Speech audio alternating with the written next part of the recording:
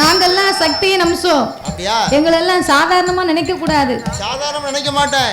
நான் வீட்டை விட்டு வெளியே வரும்போது என்ன என் பொண்டாட்டி காலில் விழுந்து கும்பிட்டுட்டு தான் வருவேன். அதானே நீ நல்லா இருக்க. அவ்வளவுதான் தெய்வமா நினைச்சுக்கிட்டு இருக்கேன். பரவாயில்ல. ஆமா, நீங்களும் சக்தியின் அம்சம்ல.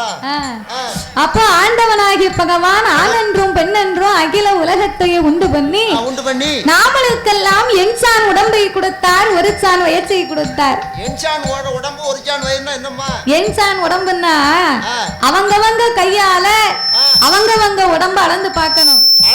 அது நெட்டையரா இருந்தாலும் சரி, அவர் குட்டையரா இருந்தாலும் சரி, அவங்கவங்க கையால அளந்து பார்க்கணும். அப்ப அவங்கவங்க கையால அளந்து பார்த்தா எட்டே சாண்டா இருக்குமா இந்த உடம்பு? அதுதான் சொல்லிருக்கான் என்சான் உடம்புன்னு சொல்லிருக்கான். என்சான் உடம்பு. என்சான் உடம்புல ஆண்டவன் ஒரே ஒரு சான் மட்டும் இந்த வயத்தை கொடுத்தாரு.